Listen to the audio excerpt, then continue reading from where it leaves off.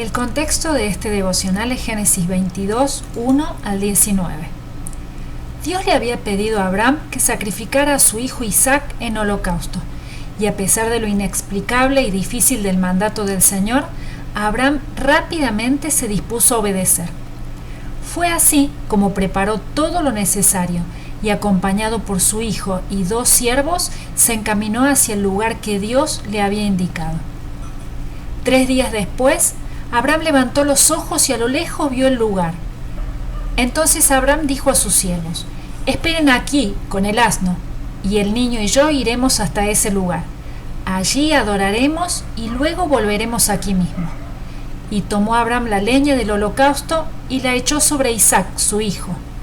Luego tomó en su mano el fuego y el cuchillo, y juntos siguieron caminando.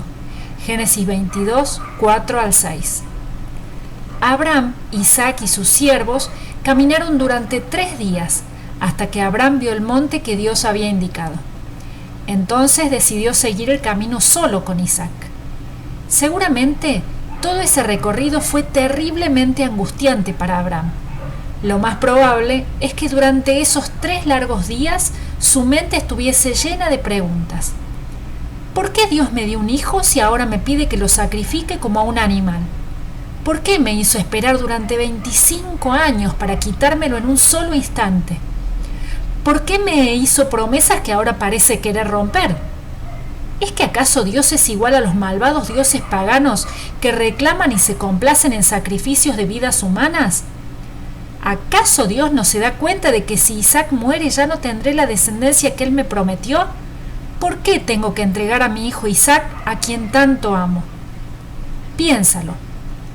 ¿Cuál o cuáles son las cosas o las personas que más amas? Para saber qué es aquello que más amas, pregúntate: ¿qué es lo que más me dolería perder? ¿Qué es eso que si algún día llegas a perder, llegan a robarte, llegara a morir o se fuera de tu vida, te produciría una gran angustia y un dolor insoportable? Eso que más te dolería perder es lo que más amas. Imagina que Dios te pidiese que le entregaras eso que más amas. ¿Cómo te sentirías? Ahora puedes imaginar qué sintió Abraham cuando Dios le pidió sacrificar a su hijo Isaac. Al llegar a ese punto del camino, Abraham se separó de sus siervos diciéndoles que iría solo al monte a adorar a Dios. Esta es la primera mención de la palabra adorar en referencia a Dios en la Biblia. La palabra hebrea que aparece aquí es shacha, que significa sencillamente inclinarse.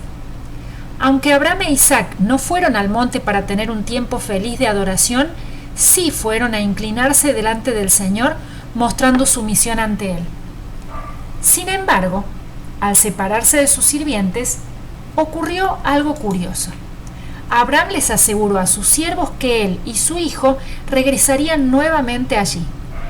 Obviamente, esto no significa que Abraham supiera que esto solo era una prueba y que Dios realmente no iba a exigirle que ofreciera a Isaac en holocausto, porque en realidad él no lo sabía.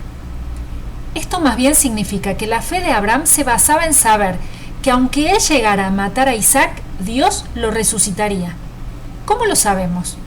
Porque muchos siglos más tarde, el autor de la carta a los Hebreos, inspirado por el Espíritu Santo, dice: «Fue por la fe que Abraham ofreció a Isaac en sacrificio cuando Dios lo puso a prueba». Abraham, quien había recibido las promesas de Dios, estuvo dispuesto a sacrificar a su único hijo Isaac, aun cuando Dios le había dicho: «Isaac es el hijo mediante el cual procederán tus descendientes». Abraham llegó a la conclusión de que si Isaac moría, Dios tenía el poder para volverlo a la vida.